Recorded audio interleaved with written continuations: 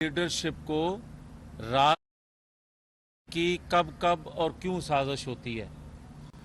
2011 میں ایک مقبول جماعت کے لیڈر کو راستے سے ہٹانے کی جو منصوبہ بندی کی گئی وہ جنرل حمید گل نے کی اور عمران خان کی شکل میں اس کو لانچ کیا گیا۔ 2014 میں ایک دوسری جھلک آپ نے دیکھی اور جو سرپرستی کر رہا تھا اس وقت کا بندہ وہ بھی آپ کے علم میں ہے۔ 2017 میں ایک ترقی کرتا پاکستان، ایک پھلتا پھولتا پاکستان جس طرح اور جس حالت میں اور جس خواہش پر 2011 میں کسی کو لانچ کیا گیا تھا اس کی تکمیل 2017 میں کسی کو ہٹا کے خواہش پوری کر کے پاکستان کو اس نہج تک پہنچا دیا گیا جس نہج پہ آج پاکستان کو آپ مہنگائی کے حوالے سے، سفارتکاری کے حوالے سے، اخلاقیات کے حوالے سے، معاشی حوالے سے آپ دیکھ رہے ہیں۔ مگر بات یہ ہے کہ یہ سلسلہ کب تک چلے گا اور کیا نواز شریف بار بار قربانی دیتا آئے گا اور کیا 2017 ہو، 99 ہو، 93 ہو، نواز شریف نے اپنی قربانی، اپنی ذات کی تکلیفیں بھلا کے آگے بڑھنے کی بات کی کوئی گارنٹی نہیں لی، نہ گارنٹی آج چاہتے ہیں۔ مگر کیا یہ سلسلہ رک گیا؟ نہیں رکا، اس لیے کہ کیا مجرموں کے اقبالی جرم کے بعد بات ختم ہو گئی؟ جب ہم 2017 کے بعد کہتے تھے کہ ایک ٹروتھ کمیشن بنایا جائے، آج بات ٹروتھ کمیشن سے آگے نکل گئی۔ جب ٹروتھ، سچائی کے سامنے اقبالی جرم کی شکل میں آ گئی تو پھر کمیشن کیسا؟ پھر اور کیا دیکھنا ہے؟ مگر آپ نے یہ بھی دیکھا کہ 23 نومبر 2022 تک کھلے عام سہولت کاری کی جاتی رہی اور سرپرستی کرنے والوں نے ایک روپ نیا دھار کے ایک نورا کشتی شروع کی، اور وہ نورا کشتی اس شخص کے ساتھ مل کے شروع کی اور کی جا رہی ہے۔ وہ یہ کہ ایک بندہ، ساری دنیا کہہ رہی ہے کہ اگر آپ حکومت نہ لیتے تو اس بندے کو کوئی امیدوار پاکستان میں نہ ملتا۔ تو پھر مجھے کوئی بتائے کہ جو میں نورا کشتی کی بات کر رہا ہوں اس کو عوام میں دوبارہ سے قابل قبول بنانے کے لیے ملک کو اس حالت تک پہنچا دیا کہ لوگ جو محبت کرنے والے، جو قیادت محبت کرنے والی ہے پاکستان سے، انہوں نے اس حالت میں ملک کو دیکھ کر اپنا کندھا پیش کیا، اور وہ کندھا پیش کرنا ان کے نزدیک ایک عبادت تھی، اس قوم کی، اس ریاست کی خدمت تھی۔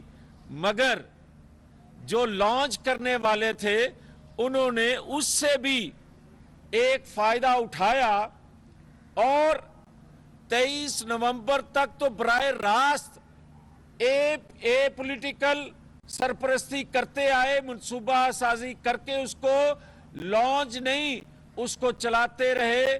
اس کو بنانے کے لیے مجھے کوئی یہ بتائے کہ جو وہ کہتا تھا یہ سازشی خط جو سائفر کے حوالے سے اس وقت کے جو اسٹیبلشمنٹ کے چیف تھے، کیا ان کو علم نہیں تھا کہ یہ سازشی خط جھوٹا ہے؟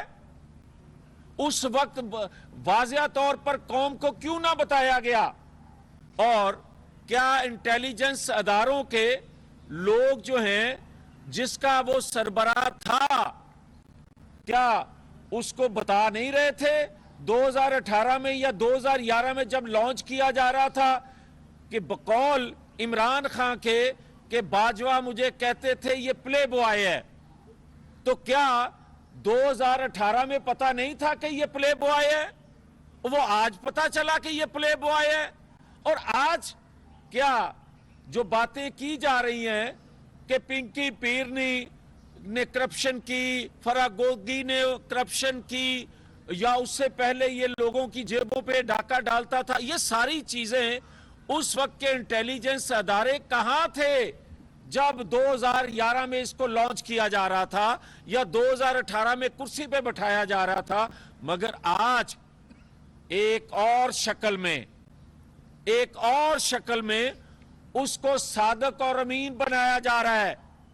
اور کیا صادق اور امین کا سرٹیفکیٹ دیتے وقت ثاقب نثار کے علم میں نہیں تھا کہ یہ پلے بوائے ہے؟ کیا اس وقت سعید کھوسہ صاحب کے علم میں نہیں تھا کہ جس کی سرپرستی وہ کر رہے ہیں وہ پلے بوائے ہے؟ مگر کیا اس قوم سے، اس ملک سے بار بار مذاق کیا جاتا رہے گا؟ بار بار اس طرح کی قربانیاں دیکھیں، اگر نواز شریف کی بار بار قربانی سے یہ ملک دوبارہ سے ترقی کی پٹری پہ چڑھ سکتا ہے تو یہ قربانی ہم بار بار دینے کے لیے تیار ہیں، مگر نہیں اب ہو رہا۔ اب ان قربانیوں سے بھی ملک نہیں چل رہا۔ جس طرح ڈبو دیا گیا ملک کو اور پاکستان کی قوم کو یہ منہ میں زبان دے دی گئی کہ بتایا جائے کہ ان 7-8 ماہ میں مہنگائی کیوں بڑھی، بتایا جائے ملک کی معیشت کیوں نہیں سنور رہی، بتایا جائے ڈالر کیوں نہیں نیچے آ رہا، تو بھائی یہ بھی کہنے کی ہمت دیں کسی کو۔ آج کوئی بات آج بھی کرنا چاہے تو اس کی زبان جلتی ہے کہ کیا سرپرستی آج جو جس جگہ سے ہو رہی ہے، اور کیا 2 الیکشن ضمنی 20 سیٹوں پہ جو ضمنی الیکشن ہوا تھا اس پر بھی سہولت کاری اس وقت کے فیض عام کر رہے تھے اور نتائج لے رہے تھے، اور وہ فیض عام آج بھی جاری ہے۔ اور یہ بات بڑی واضح اور کلیئر ہے کہ کیا میں بات کروں تو میرے پہ غداری کے مقدمے ہوں اور میں نشاندہی کروں چند لوگوں کی جو اداروں میں بیٹھے بات کرتے ہیں، قومی مفاد کے خلاف فیصلہ کرتے ہیں، میں ان کی بات کروں تو میں غدار ٹھہرتا ہوں، مگر وہ روز 3.5 گھنٹے میڈیا پہ جھوٹ بولے، اتنا جھوٹ بولے کہ لوگوں کے ذہنوں پہ اثر کر جائے، تو کیا سہولت کاری اور کس کو کہو گے؟ تو پھر مجھے یہ بتایا جائے کہ اس کے پینڈنگ کیسوں کا فیصلہ آج تک کیوں نہیں ہو رہا؟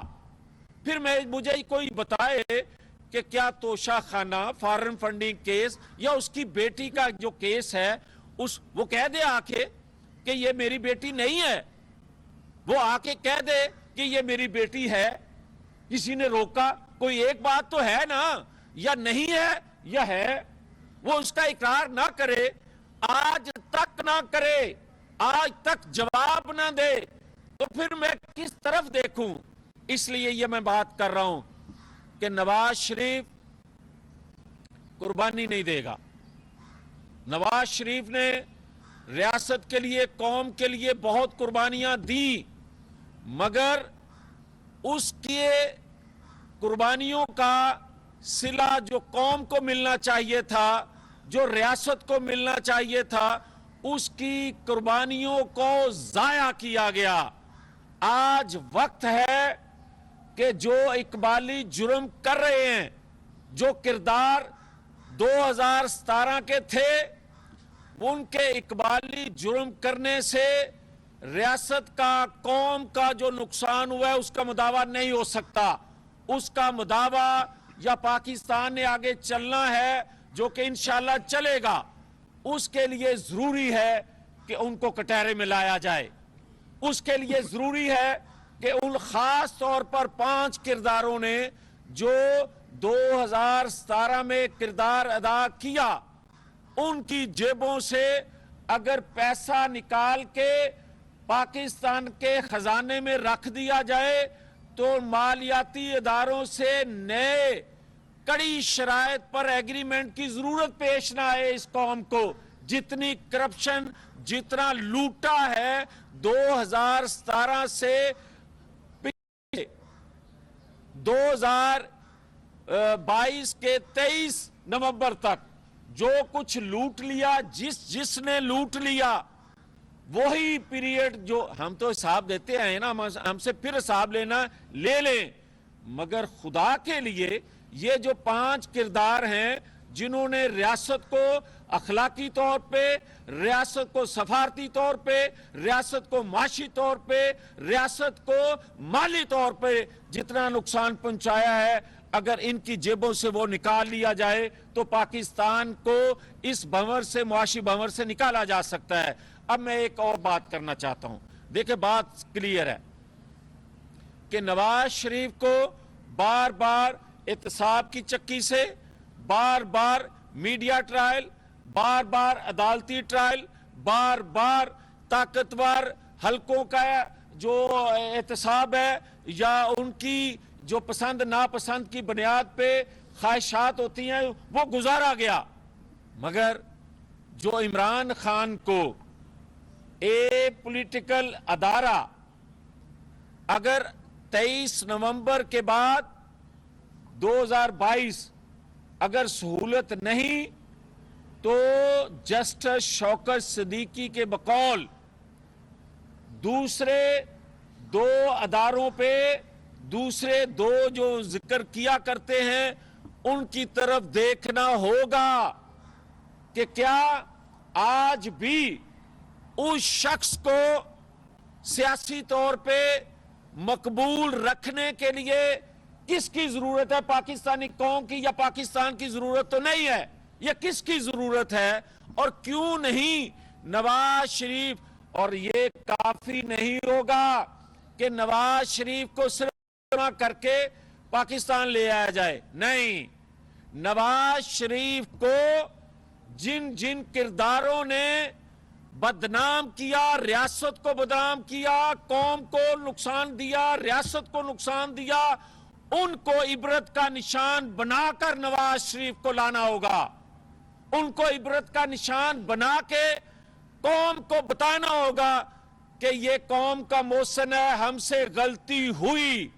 یہ بتانا ہوگا کہ قوم کو کہ اس شخص کے، اس قومی ہیرو سے جو ایٹمی قوت بنانے والا، جو معیشت کو سنبھالا دینے والا، جو سی پیپ کا تحفہ پاکستان میں لانے والا نواز شریف، جس کو ہم نے اپنی خواہش پر نقصان دیا، ڈاکو کہا، غدار کہا، مودی کا یار کہا، یہ ساری باتیں واپس لے کر معافی مانگ کر نواز شریف کو پاکستان لانا ہوگا تاکہ پاکستانی قوم کا اعتماد بحال ہو سکے. تو میں جو لوگ کہتے ہیں کہ ہم نیا بیانیہ نہیں، ہم بتائیں گے کہ ہم قومی مفاد میں یہ خاموشی کیوں اختیار کرتے ہیں.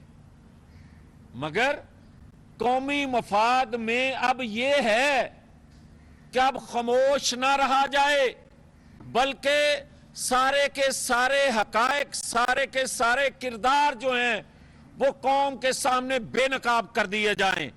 اور پاکستان کی قوم اور ریاست کے یہ مفاد میں ہے اب کہ سارے کا سارا سچ جو ہے، جو کہا کرتے تھے کہ قومی مفاد میں کچھ چیزیں نہیں بتانی چاہیے، مگر کیونکہ اتنا گند ڈال دیا اس عمران نے، اب سارے حقائق سامنے لا کر ہم الیکشن میں جا رہے ہیں. اور یہ 2 صوبوں کے الیکشن، نواز شریف جس دن الیکشن اناؤنس ہوگا जिस दिन शेड्यूल अनाउंस होगा दोनों सूबों का, नवाज शरीफ वापसी का उसी दिन तारीख भी देंगे। और जो मरियम नवाज 28 तारीख को पाकिस्तान बतौर चीफ एग्जेक्टिव के बतौर चीफ ऑर्गेनाइजर के पाकिस्तान मुस्लिम लीग नून के वो आ रही हैं, हम इब्तदा कर रहे हैं पाकिस्तानी कौम को, जहां से हमने खामोशी इख्तियार की थी कौमी मफाद में, मगर कौमी मफाद में खामोशी नहीं साबित हुई।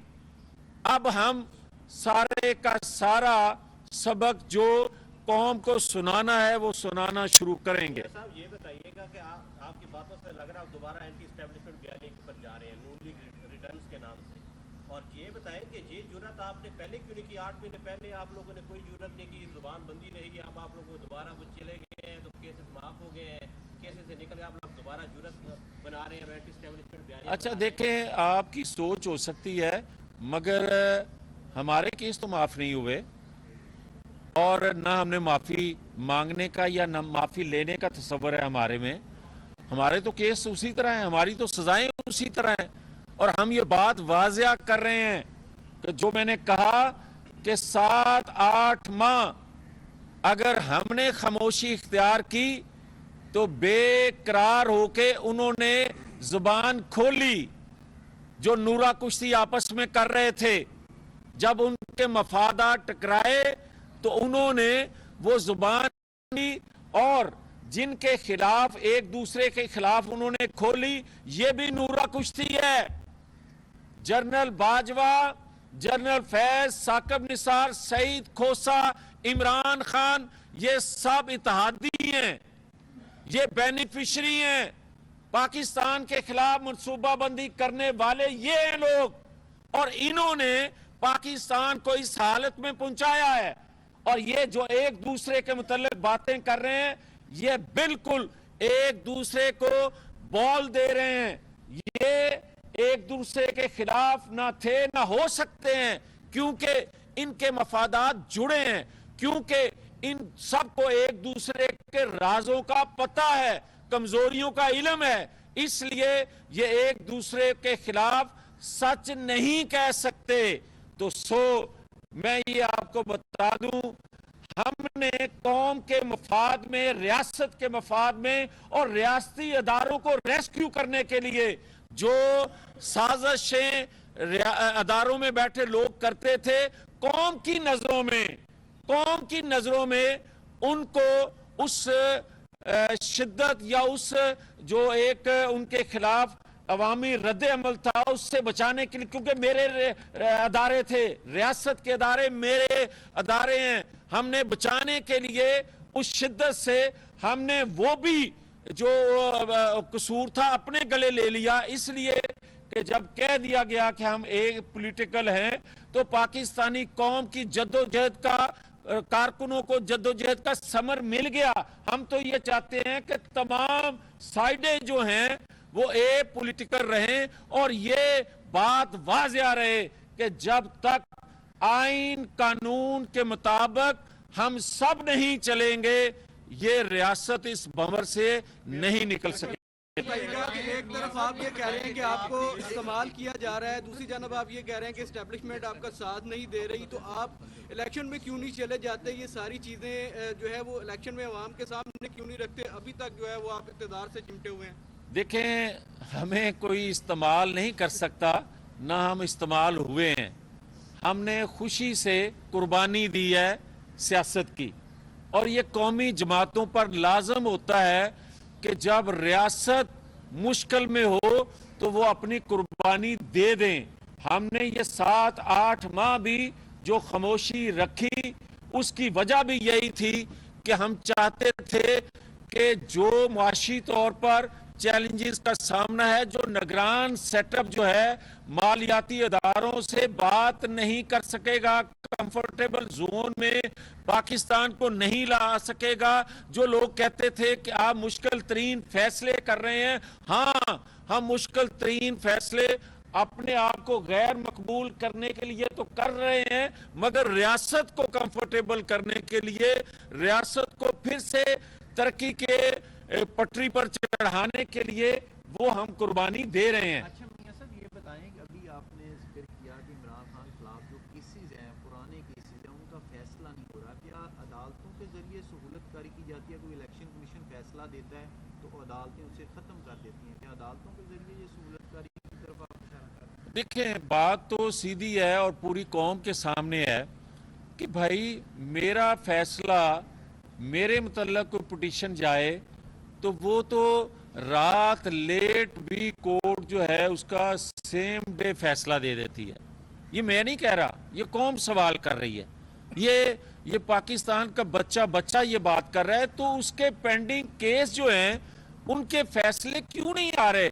یہ بچہ پاکستانی قوم کا سوال اٹھا رہا ہے کہ بھائی یہ بتایا جائے کہ نواز شریف کے کیسز جو ہیں اب تمام کردار جو ہیں وہ اعتراف کر چکے کہ جناب ہم سے زیادتی ہوئی، جناب ہم نے دباؤ میں یہ بات کام کیا اور جناب ہم نے دباؤ ڈالا۔ جب سارے کریکٹر جو ہیں وہ کہہ رہے ہیں تو پھر کیا میری درخواست کی ضرورت رہ گئی؟